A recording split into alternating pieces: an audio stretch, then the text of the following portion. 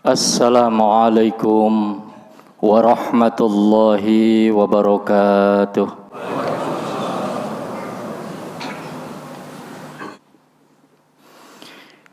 Alhamdulillahilladzi nahmaduhu wa nasta'inuhu wa nastaghfiruh wa na'udzu billahi min syururi anfusina wa min sayyiati a'malina may yahdillahu fala mudhillalah wa may yudlil fala hadiyalah.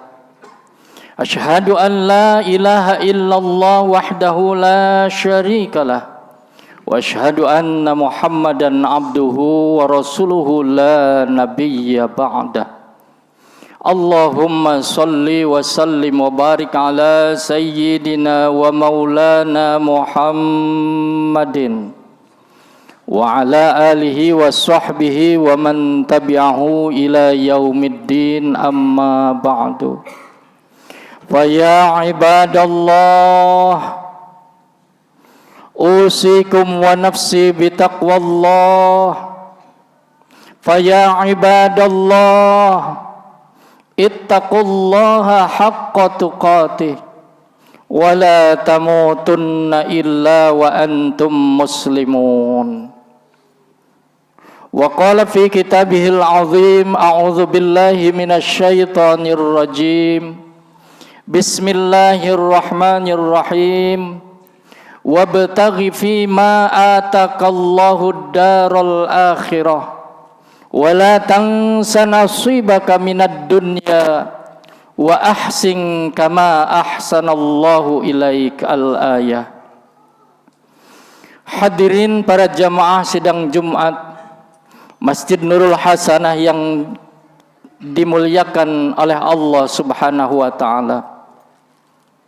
Marilah kita senantiasa memuji dan memuja kehadirat Allah Subhanahu wa taala atas karunia yang telah diberikan kepada kita. Banyak kenikmatan yang tiada terbilang jumlahnya, utamanya nikmat iman dan nikmat Islam, serta nikmat taufik serta hidayah yang Allah hunjamkan di dalam hati sanubari kita, sehingga dari manapun kita berada, beraktivitas, Allah masih ringankan kaki untuk melangkah menuju masjid yang kita cintai ini. Mudah-mudahan ini adalah merupakan nilai ibadah yang kelak akan dipersembahkan ke hadirat Allah dengan wajah kita yang tersenyum.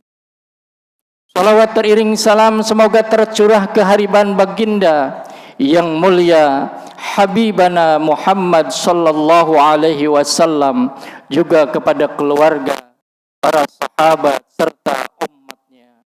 Mudah-mudahan kita tergolong umat beliau yang tetap istiqomah menjalankan ajarannya dan bahagia fid dunya wal akhirah. Amin ya rabbal alamin.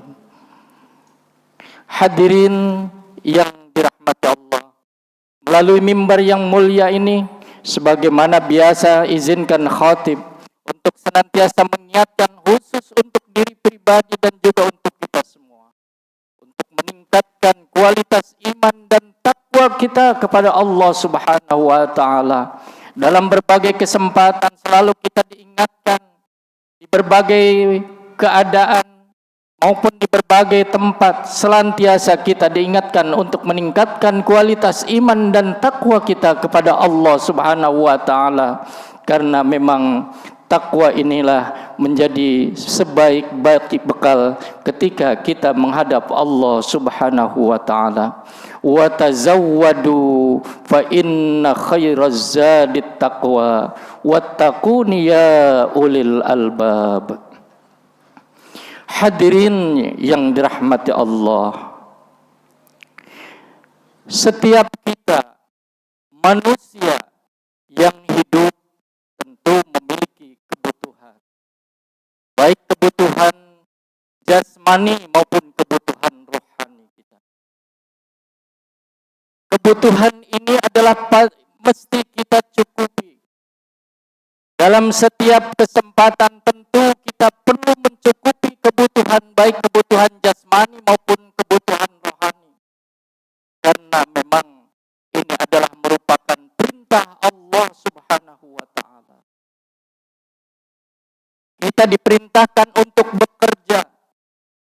Kita diperintahkan untuk meningkatkan produktivitas kita sebagai manusia yang hidup untuk mencukupi kebutuhannya dalam rangka hidup dan kehidupannya agar kita tetap survive di alam dunia ini.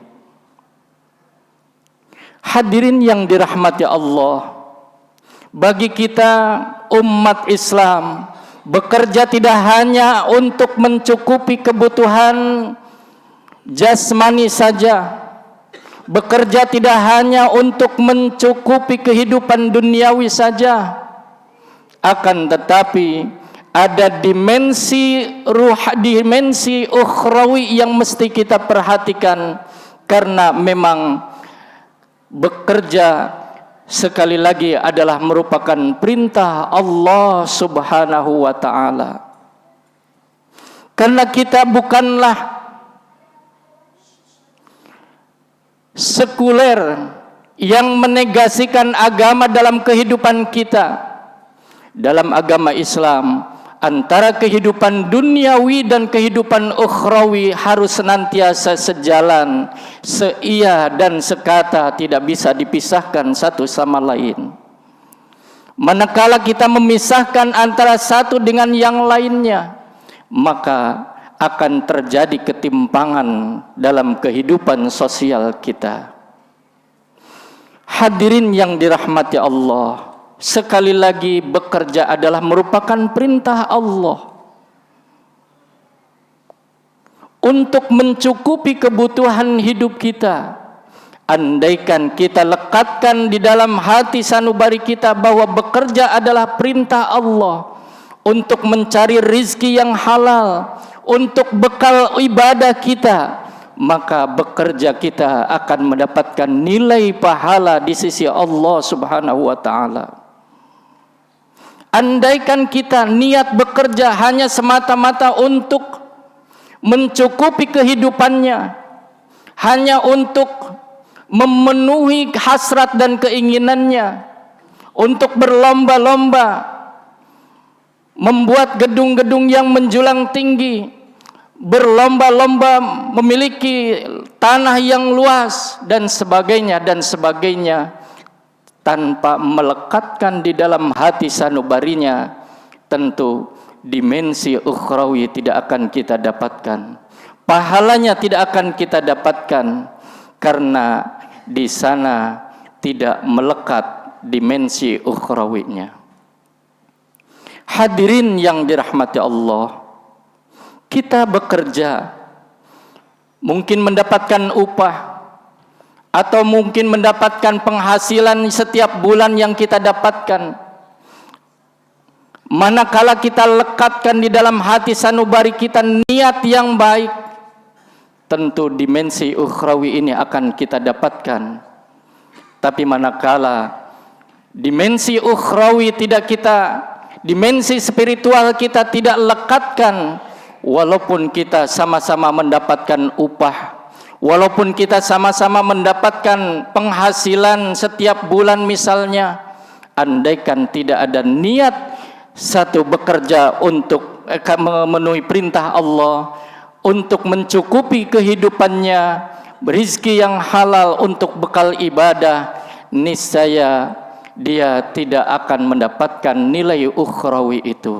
Sungguh sangat disayangkan. Hadirin yang dirahmati Allah, tentu saja kita harus memperhatikan apa yang disabdakan oleh baginda Rasulullah sallallahu alaihi wasallam, bahwa segala sesuatu tergantung daripada apa yang diniatkan. Innamal a'malu binniyat, segala amal harus dibarengi dengan niat. Kita sholat harus dibarengi dengan niat, kita berwudu harus dibarengi dengan niat, kita bersedekah maupun zakat harus pula dibarengi dengan niat, kita berhaji pun harus dibarengi dengan niat. Tanpa niat amalan kita menjadi sia-sia. wa innama likulli imri'in ma nawa, dan segala sesuatu tergantung daripada apa yang diniatkan. Faman kanat hijratuhu ila Allah wa rasulih fa hijratuhu ila Allah wa rasulih. Barang siapa yang berhijrah karena Allah dan Rasulnya, maka dia akan mendapatkan pahala hijrah kepada Allah dan Rasulnya. Wa man kanat hijratuhu lidunyahu aw imra'atin yankihuha fa hijratuhu ila ma hajara ilaih.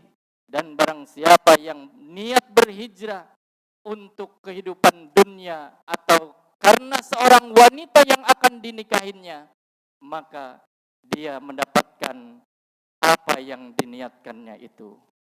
Hadirin yang dirahmati Allah, sekali lagi tentu saja kita harus melekatkan niat di dalam aktivitas kehidupan kita, terutama dalam mencari pekerjaan, dalam beraktivitas untuk memenuhi kebutuhan kita, agar dimensi ukhrawi dan dimensi duniawi sejalan, seia dan sekata. Hadirin yang dirahmati Allah, Rasulullah sallallahu alaihi wasallam bersabda di dalam sebuah hadisnya, kam min amalin yatasawwaru amalad dunya bihusnin niyat wa yasiru amalal akhirah. Betapa banyak amalan yang tergambar adalah amalan dunia, karena baiknya niat akan bernilai amalan akhirat. Dan sebaliknya, kam min amalin yatasawwaru amalal akhirah fayasiru bisu'in niyat amala min amalid dunya. Betapa banyak amalan yang tergambar adalah amalan akhirat, akan tetapi karena buruknya niat yang terhunjam di dalam hati sanubarinya, dia menjadi amalan dunia yang ditolak, tidak mendapatkan pahala dari sisi Allah Subhanahu wa ta'ala. Hadirin yang dirahmati Allah, di dalam sebuah kisah diceritakan, Nabiullah Daud adalah seorang raja yang kekuasaannya tidak ada yang menandingi. Hanya Nabi Sulaiman saja putranya yang bisa menandingi kekuasaannya. Beliau adalah seorang yang bijaksana dan adil, akan tetapi satu waktu beliau berinspeksi melihat pendapat masyarakatnya, meminta pendapat dari rakyatnya. Ketika ditanya, bagaimana keadaan Daud? Tentu saja semua rakyatnya akan menjawab, Raja Daud itu merupakan raja yang adil dan baik.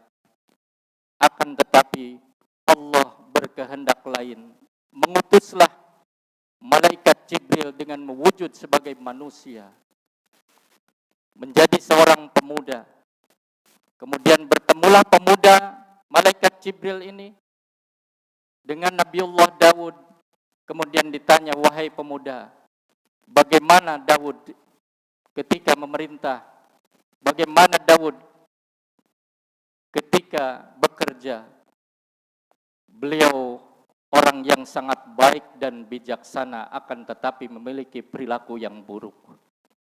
Mendapatkan kritikan yang demikian tajam dari seorang pemuda, Nabiullah Daud tentu saja terhenyak. Apa gerangan perilaku buruk yang dimilikinya?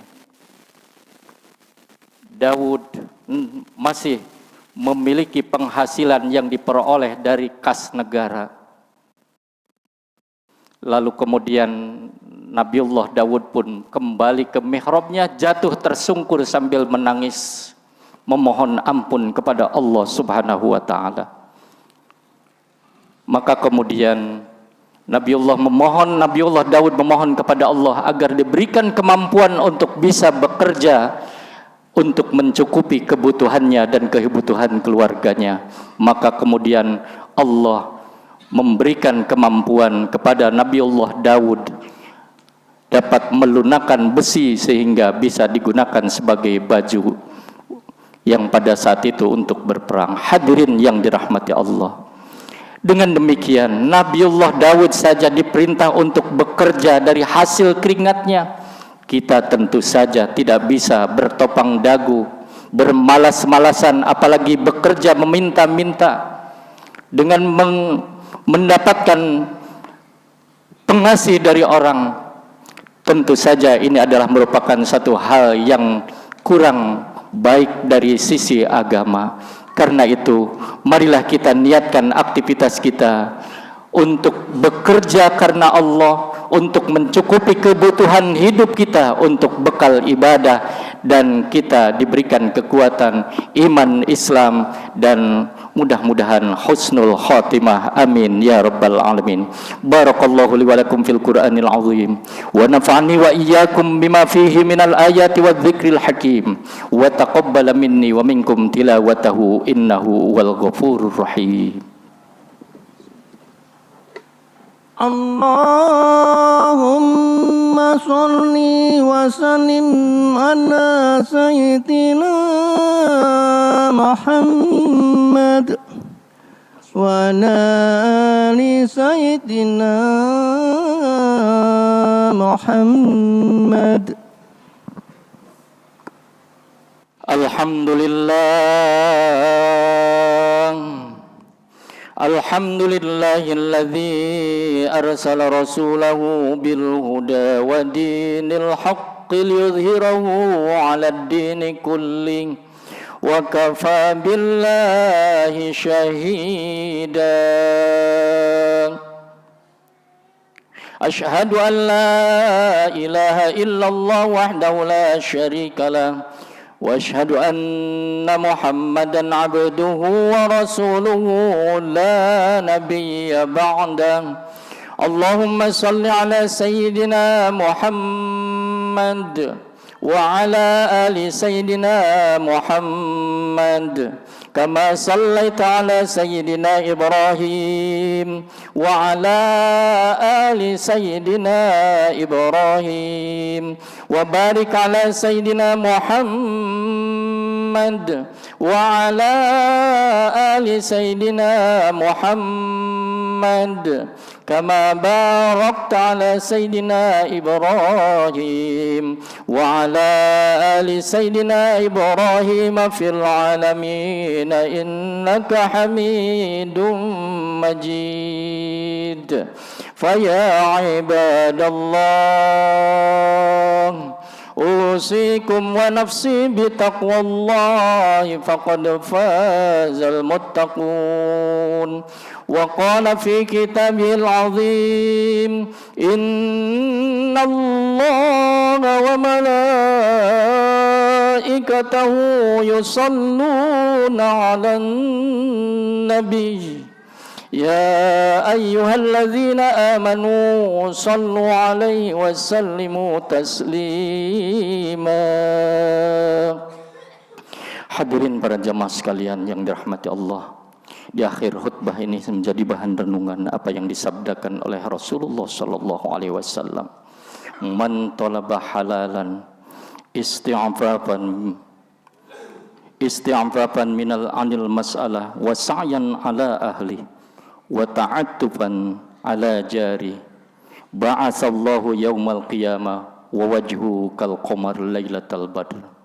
Barang siapa yang mencari rizki yang halal dengan berniat untuk menjaga kehormatannya, mencukupi keluarganya, dan menghindari menyusahkan tetangganya, maka kelak akan dibangkitkan di hari kiamat dengan wajah seperti bulan purnama. Wa man talabad dunya halalan mukathiran mufakhiran mura'iyan laqiyallahu ta'ala yaumal qiyamah wa huwa alaihi qutban. Dan barang siapa yang mencari rizki yang halal dengan tujuan berlomba-lomba meningkatkan hartanya, berlomba-lomba, berbangga-bangga, dan kemudian ingin dipertontonkan kekayaannya, maka kelak Allah di hari kiamat akan bertemu dengannya dengan wajah yang murka. Na'udzubillah summa na'udzubillah. Mudah-mudahan kita semua dijaga agar kita terhindar dari hal-hal yang dimurkai oleh Allah, dan kita niatkan bahwa kehidupan kita untuk diabdikan untuk Allah, dan mudah-mudahan akhir hayat kita dalam keadaan husnul khatimah. Allahumma ghfir lil mu'minina wal mu'minat wal muslimina wal muslimat al ahya'i minhum wal amwat innaka sami'un qaribun mujibud da'wat wa ya qadiyal hajat wa ya kafiyal muhimmat. Allahumma a'inna ala dzikrika wa syukrika wa husni ibadatik. Allahumma inna nas'alukal huda wat tuqa wal afafa wal ghina. Allahumma nawwir qulubana binuri hidayatika kama nawwartal arda binuri syamsika abadan abada birahmatika ya arhamar rahimin. Allahumma anfa'na bima 'allamtana wa 'allimna ma yanfa'una. Allahumma inna nas'aluka bi husnil khatimah wa na'udzubika min syarril 'aqibati wa su'il khatimah. Rabbana atina fid dunya hasanah wa fil akhirati hasanah wa qina adzabannar walhamdulillahi rabbil alamin. Ibadallah, innallaha ya'muru bil 'adli wal ihsan wa ita'i dzil qurba wa yanha 'anil fahsya'i wal munkari wal baghi ya'idzukum la'allakum tadhakkarun fas'aluhu min fadlihi yu'tikum wa la dzikrullahi akbar. Aqimus shalah. Sallallahu ala Muhammad